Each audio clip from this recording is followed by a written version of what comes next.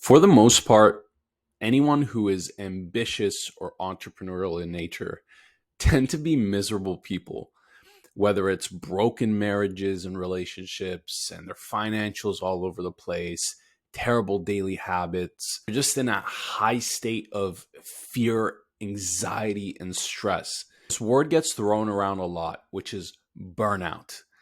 And so, what most people try to do when they're actually burnt out is they try to do cold plunges, cold showers, Andrew Huberman's morning routine, the 75 hard challenge. And while I love these things and I think they're extremely helpful, and I've tried these things on my own as well, it doesn't get to the root core of the problem. It doesn't get to the root core of the issue. Before I can share the 5 specific habits that have changed my life, we need to get to the root core of the issue first. There's mainly 2 reasons why people seek out simple habit solutions. See, your life is like a potted plant. And just like a potted plant, there's 2 reasons why a plant might start dying. The first one is that the roots are rotten. There's a bug infestation, there's something wrong with the plant, and you simply need to get rid of the rotten roots. The second aspect is that the plant has just outgrown the pot. Simple question that I like to ask before even getting into the habits is there a trigger? Is there an environment? Is there a person or multiple people causing you to seek out these simple, quick solutions that's causing you to have bad habits in the first place? End up making you feel like crap, end up leading to a cascade of other negative habits as well. Second thing is, do you just no longer have an excitement, a zest for life, a joie de vivre for life? No longer have a bigger goal to chase, something that provides you with the sense of excitement, the zest, essentially making you just not look forward to the day ahead. And I ask this is because the solution is twofold. You either remove the rotten roots of the plant, or you just simply need a bigger pot to put the plant in to actually allow it to fully grow. Before we move forward, I want to address this very, very simple thing. You will never get to a point where you just absolutely feel good all the time, that you wake up and you're just this like cartoon character who's super excited at every waking moment. There's going to be days where you feel like crap. There's going to be days where your emotions are all over the place. And emotions by their own nature is going to be very inconsistent. That's what emotions are there for. One day you feel good, one day you feel bad. They're mainly just there as signals, and oftentimes they're just kind of random. To a wave, it's always just kind of going up and down. But your habits, your daily to-dos, the things that you're taking care of on a day-to-day basis should generally be trending upwards. And when you do this, your habits no longer affect your personal growth. What happens is in the future, when you're constantly taking care of your habits and you're very consistent with them, is that your worst days in the futures become your best days now.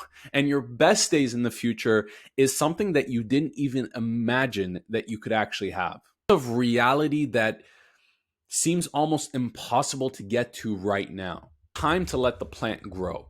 And so you're either stuck in one of these situations where you have either rotten roots, a bug infestation of the plants, or you simply need a bigger pot to put the plant in. If you have rotten roots, you need to find the commonality cause of what's causing the roots to be rotten. So for example, for myself, when I was trying to fix a lot of things in my life, going from a dating coach to being a performance and mindset coach and doing other forms of business other than just going out till 6 in the morning and spending my youth essentially just absolute havoc on my body.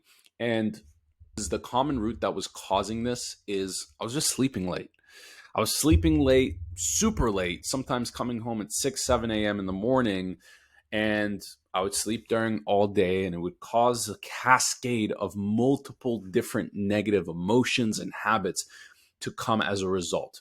So that I wanted to make up for it. So I would stay during up the night so that I can make up for the fact that I didn't do anything during the day, and it would just cascade into more and more negative habits and emotions. Certain individuals, around certain friends, around certain environments. And so your job is to essentially get rid of all of these rotten roots for at least 21 days. I would ideally say upwards to 100 days so that you can really create a new reality for yourself, but at least at the very minimum, 21 days. It will cause you to go into a completely different journey. This will cause you to go into a journey of understanding why you have these seeking behaviors, this approval seeking, this validation needing behaviors. Because one of the biggest things for me is I had a hard time overcoming this because I didn't want to say no to other people. And it led me onto this personal development journey to learn how to be more assertive, learn how to set my standards and boundaries correctly, and communicate in an effective manner where I can say no and not feel bad about it.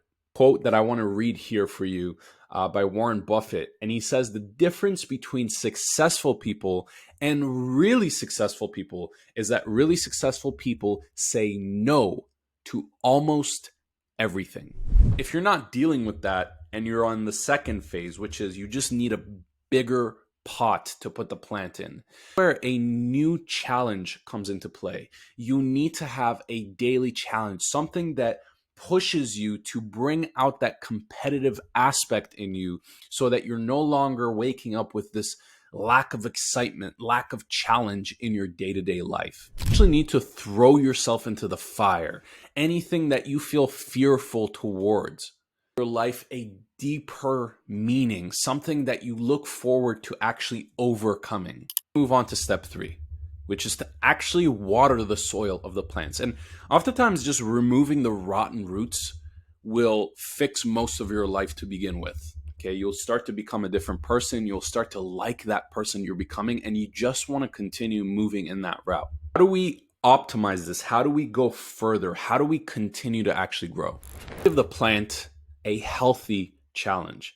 Now, think of how plants in nature grow. You know, when they're in their kind of baby phase, what really helps them grow is winds. Winds push up on the plant, and the plants that survive are the ones that are able to resist the wind, which makes the plant stronger. This is a healthy challenge in an environment that allows the plant to actually grow. It gives the plant a certain reason to become stronger.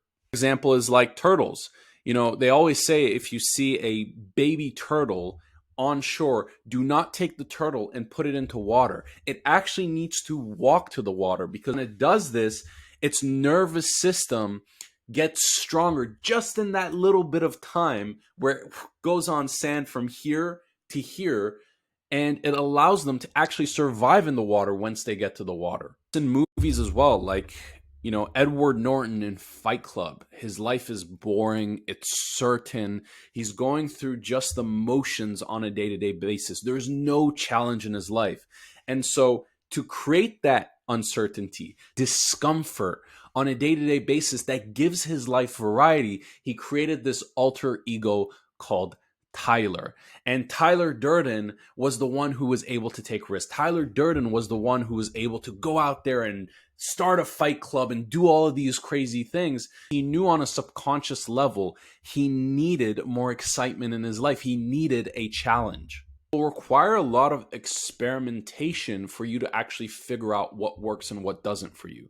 What challenges bring out that excitement and zest and what doesn't. I don't want to just tell you, go and do a cold shower or go and do this, because those things may not be right for you. Those things may not make you consistently grow. Now we can get into the habits. These are the 5 habits that really, really worked for me. If you've gone through this process, you might not even need to follow this stuff. That's why I wanted to start with the base first. You need to rip the root and rots out. You need to give yourself a healthy challenge, something that makes your life a little bit uncomfortable. Actually, a good study that was done in stress levels in regards to how long people live. The people that lived the least amount of years were people who were just highly stressed. The people who lived the longer were people who had no stress or had low amounts of stress. But the people who lived the longest were those who had high amounts of stress but found meaning in their stress. And this is where the healthy challenge comes in. When you find meaning in the discomfort, that allows you to wake up for an excitement in life. 5 habits that really worked for me. Number 1 is following a Google Calendar.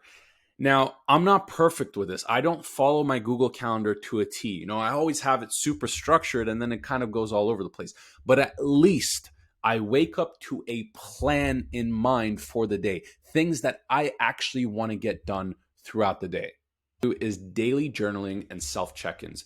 This is extremely important for me. It's the most important part of my day. It takes 5 minutes, but it makes the biggest difference and brings about daily clarity, so I know exactly where I need to go. It also just removes a ton of stress and anxiety out of my day, so I don't let it build up and eventually get burnt out. I put burnout in quotes because burnout is not oftentimes a matter of working hard.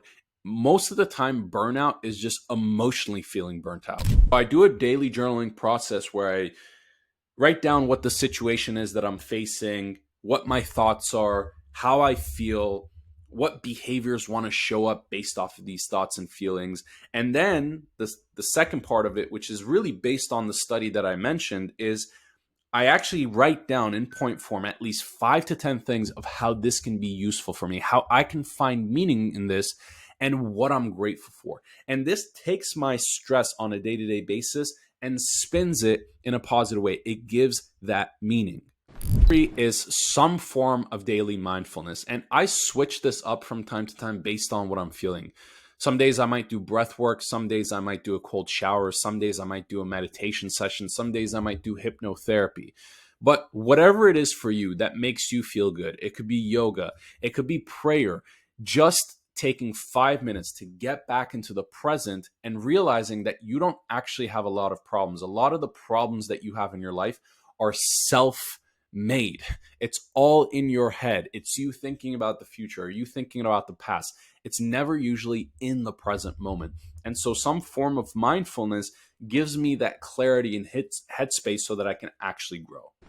Daily exercise, some form of movement. If I'm sore, like I am today, then I'll just go on a walk. I'll do something to get my body moving. Most people who are depressed are depressed. Their bodies, you'll literally see it, is just like inwards. It's not outward and expressive. And so I find exercise helps you actually get more outward. It literally fills up your chest. You start breathing different and it just completely changes your mood. And of course, there's tons of studies on this, on how it releases serotonin, dopamine, endorphins, all of the positive feel-good emotions and chemicals. And number 5 is eating a healthy diet. Now, or ish diet.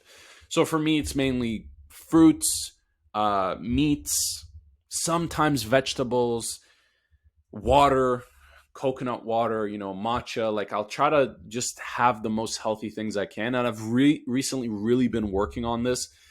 And you'll literally feel a difference in how you show up in your energy. You could sleep less, like you could sleep 5 hours and you'll have more energy than the person who's sleeping 9 hours but eats like shit every day. Just to recap, the first thing you need to figure out is what is causing havoc in your life. Rip the rotten roots out of the plant. Number 2, give that plant a bigger pot to actually grow and give it a challenge, something that gives it a zest and motivation for daily life.